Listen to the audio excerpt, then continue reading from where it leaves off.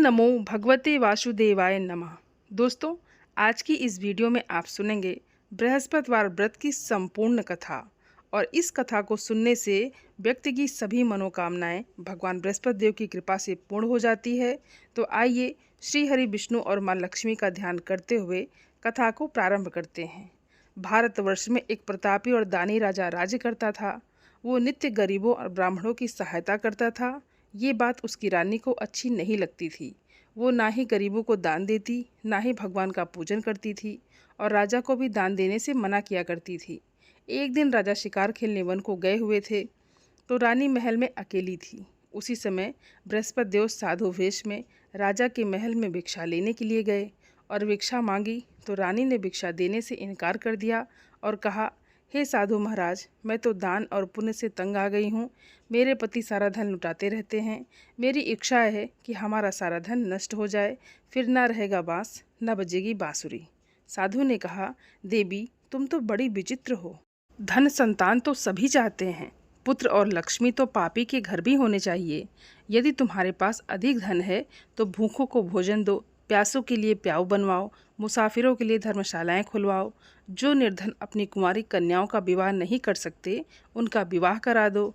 और ऐसे कई काम हैं जिनके करने से तुम्हारा यश लोक और परलोक में फैलेगा। परंतु रानी पर उपदेश का कोई प्रभाव नहीं पड़ा। वो बोली, महाराज, आप मुझे कुछ ना समझाएं। मैं ऐसा धन नहीं चाहती जो हर जगह बांटती फिरूं। साधु ने उत्तर दिया, यदि तुम्हारी ऐसी ही इच्छा है तो तथास्तु। तुम ऐसा करना कि बृहस्पतिवार को घर लीप कर पीली मिट्टी से अपना सिर धोकर स्नान करना, भट्टी चढ़ाकर कपड़े धोना। ऐसा करने से आपका सारा धन नष्ट हो जाएगा। इतना कहकर वो साधु महाराज वहाँ से आलोप हो गए। और साधु के अनुसार कई बातों को पूरा करते हुए रानी को केवल 3 बृहस्पतिवार ही बीते थे कि उसकी समस्त धन संपत्ति नष्ट हो गई। भोजन के लिए राजा का परिवार तरसने लगा। तब एक दिन राजा ने रानी से बोला कि हे रानी, तुम यहीं रहो, मैं दूसरे देश को जाता हूँ, क्योंकि यहाँ पर सभी लोग मुझे जानते हैं, इसलिए मैं कोई छोटा कार्य नहीं कर सकता।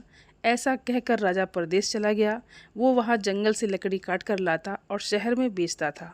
इस तरह वो अपना जीवन व्यतीत करने लगा। इधर राजा के परदेश जाते ही रानी और दासी दुखी रहने लगी।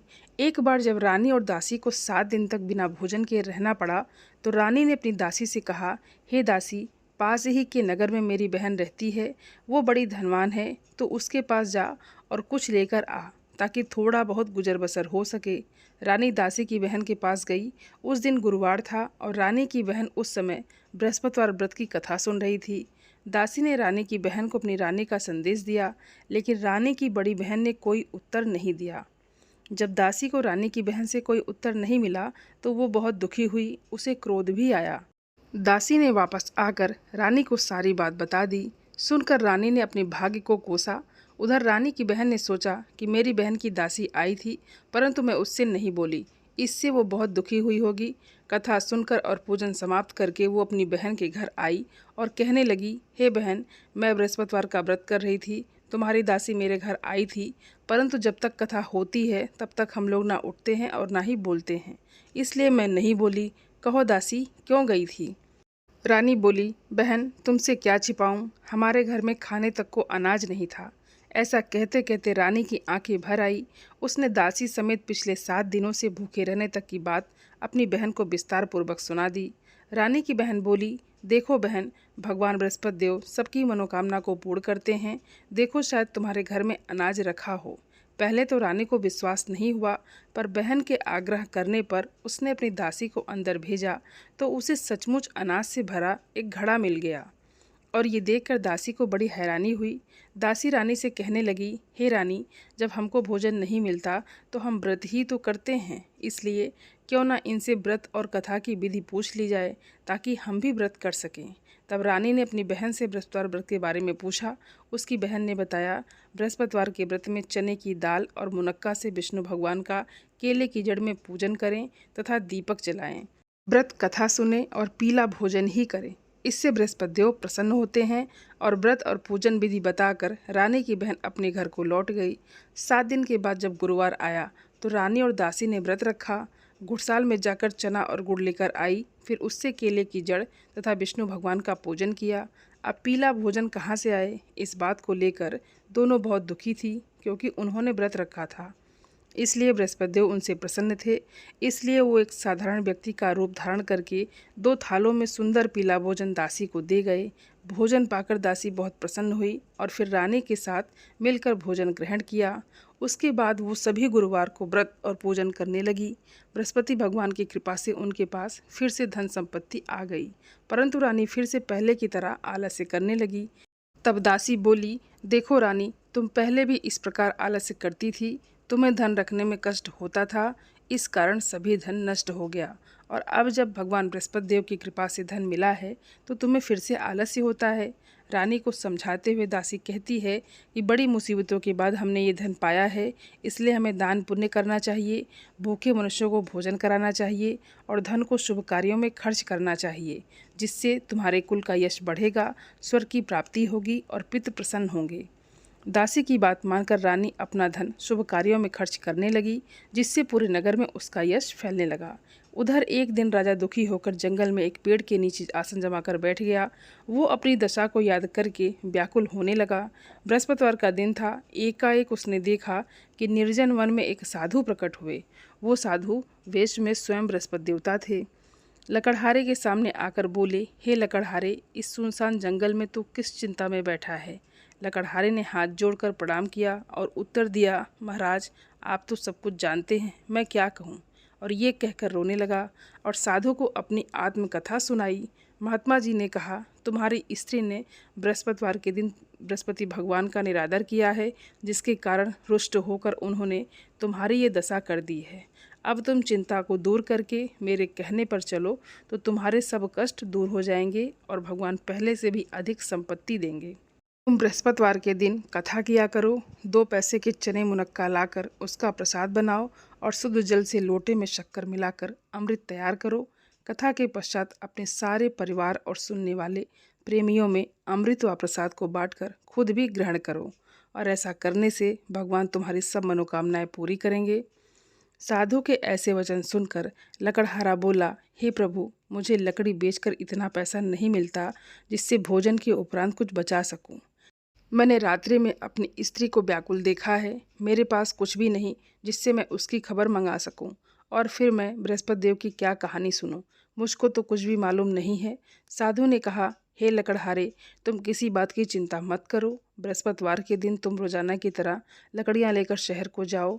तुमको रोज से 2 गुना धन प्राप्त होगा, जिससे तुम भली भांति भोजन कर लोगे और बृहस्पति देव की पूजा का सामान भी आ जाएगा। बृहस्पति देव की कथा इस प्रकार है, सुनो। प्राचीन काल में एक ब्राह्मण रहता था। वो बहुत निर्धन था। उसके कोई संतान नहीं थी। उसकी स्त्री बहुत मलिनता के साथ रहती थी। वो ना स्नान करती और ना ही किसी देवता का पूजन करती थी। इससे ब्राह्मण देवता बड़े दुखी थे। बेचारे बहुत कुछ कहते, किंतु उसका कुछ परिणाम नहीं निकलता। भगवान की कृपा से ब्राह्मण की स्त्री के कन्या रूपी रत्न पैदा हुआ। कन्या बड़ी होने पर प्रातः स्नान करके विष्णु भगवान का जाप और बृहस्पतिवार का व्रत करने लगी। अपने पूजन पाठ को समाप्त करके विद्यालय जाती तो अपनी मुट्ठी में जौ भर कर ले जाती और पाठशाला की मार्ग में डालती जाती। तब ये जौ स्वर्ण के हो जाते तो लौटते समय उनको बिनकर घर ले आती।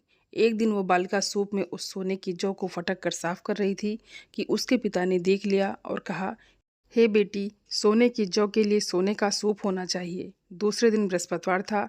इस कन्या ने व्रत रखा और बृहस्पति देव से प्रार्थना करके कहा, मैंने आपकी पूजा सच्चे मन से की हो तो मेरे लिए सोने का सूप दे दो।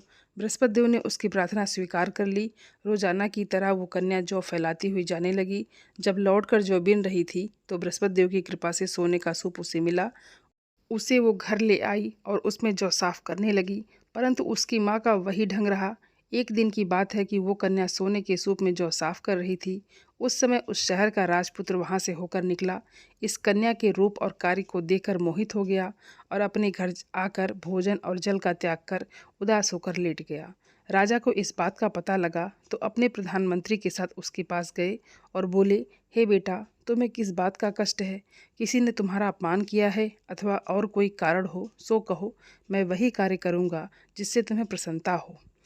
अपने पिता की राजकुमार ने बातें सुनी तो वो बोला, मुझे आपकी कृपा से किसी बात का दुख नहीं है, किसी ने मेरा अपमान भी नहीं किया है, परंतु मैं उस लड़की से विवाह करना चाहता हूँ जो सोने के सूप में जौ साफ कर रही थी। ये सुनकर राजा आश्चर्य में पड़ गया और बोला, हे बेटा, इस तरह की कन्या का पता तुम ही लगाओ, मैं उसके साथ तेरा विवाह अवश्य ही करवा दूंगा। राजकुमार ने उस लड़की के घर का पता बताया।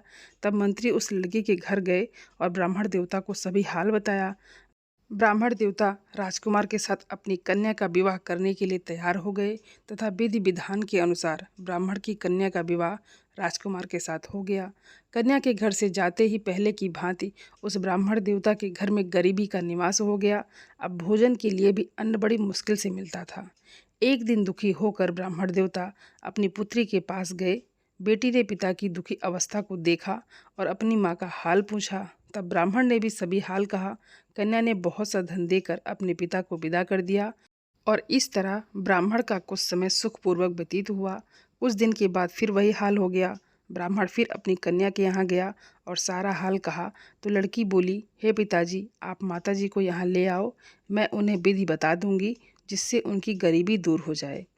वो ब्राह्मण देवता अपनी स्त्री को साथ लेकर पहुँचे तो अपनी माँ को समझाने लगी कि हे माँ, तुम प्रातः काल प्रथम स्नान आदि करके विष्णु भगवान का पूजन करो तो सब दरिद्रता दूर हो जाएगी। परंतु उसकी माँ ने एक भी बात नहीं मानी और प्रातः काल उठकर अपनी पुत्री के बच्चों का जूठन खा लिया। इससे उसकी पुत्री को भी बहुत गुस्सा आया। उसने एक रात को एक कोठरी से सारा सामान निकाल दिया और अपनी माँ को उसमें बंद कर दिया। प्रातः उसमें से उसे निकाला तो स्नान आदि करा के पूजा पाठ करवाया तो उसकी माँ की बुद्धि ठीक हो गई। इसके बाद वो नियम से पूजा पाठ करती और प्रत्येक बृहस्पतिवार को व्रत रखने लगी। इस व्रत के प्रभाव से उसकी माता और पिता बहुत ही धनवान और पुत्रवान हो गए और बृहस्पति देवता के प्रभाव से इस लोक के सुख को भोग कर अंत में स्वर्ग को प्राप्त हुए। इस तरह कहानी कहकर साधु देवता वहाँ से अंतर्ध्यान हो गए। धीरे धीरे समय व्यतीत होने पर फिर वही बृहस्पतिवार का दिन आया। लकड़हारा जंगल से लकड़ी काटकर किसी शहर में बेचने गया। उसे उस दिन और दिन से अधिक पैसा मिला। राजा ने चना गुड़ आदि लाकर गुरुवार का व्रत किया। उस दिन से उसके सभी क्लेश दूर हो गए। परंतु जब दोबारा गुरुवार का दिन आया तो बृहस्पतिवार का व्रत करना भूल गया। इस कारण बृहस्पति भगवान नाराज हो गए।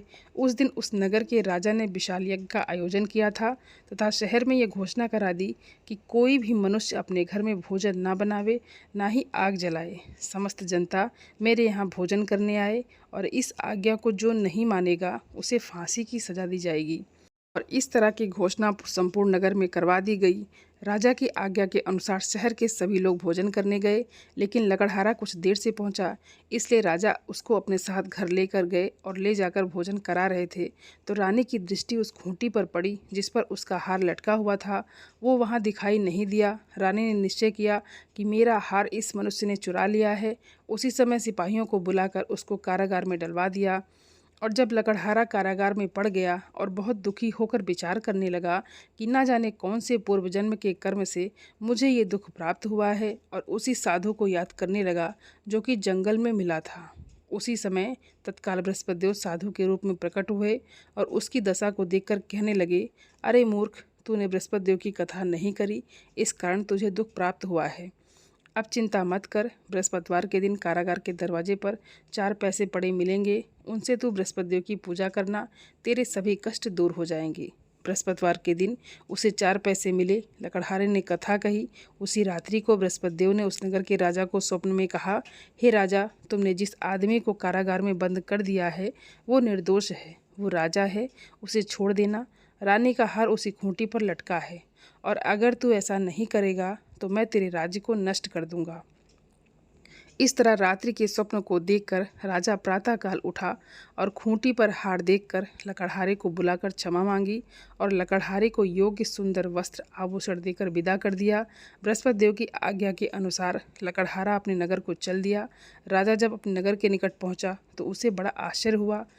नगर में पहले से अधिक बाग, तालाब, कुएं तथा बहुत सी धर्मशाला, मंदिर आदि बन गई है।